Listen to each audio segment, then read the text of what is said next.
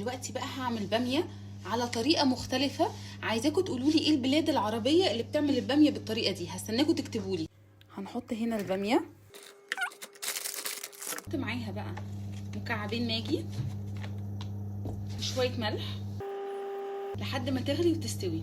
تمام. في هذه الاثناء عزيزتي حواء هناخد راس توم كامله وهنفصصها وهنهرسها. كده انا فصصت التومه كلها. دلوقتي بقى هنقطعها حتت صغننه قوي. ممكن تفرميها وممكن تقطعيها حتت صغيره براحتك، احنا بنحب نقطعها حتت صغننه.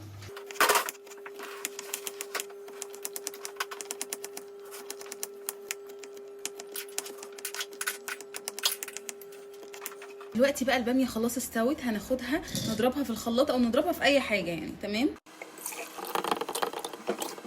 بصوا انا هنا حطيت خلاص الباميه كلها. طبعا الشوربه كانت كتير، فصلت هنا شويه عشان اعرف نضربها ونشوف بقى هنعمل ايه. هنبتدي نضرب بقى. يلا يا ايام، معلش عشان ابني بيحب يضرب قوي. شكرا يا ايام. شكرا يا عفوا.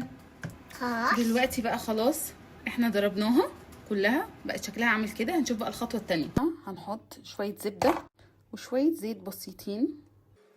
الزبده خلاص ساحت. هنبتدي دلوقتي نضيف الثوم. هنفضل نقلب لحد ما الثوم يدبل.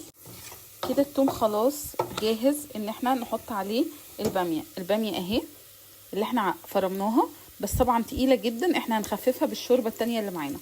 يلا بسم الله. بصوا تقيله جدا، هنزودها شوربه، نزود بيها شويه لحد ما نوصل للسمك المطلوب. وده السمك معانا. السمك ما شاء الله ما شاء الله جميل. بسم الله.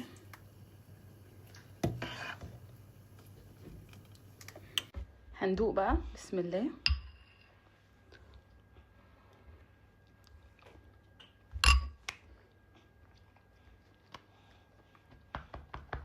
الله عليكي يا ام ايان، احلى باميه ويكا يا ام ايان، تسلم ايدك.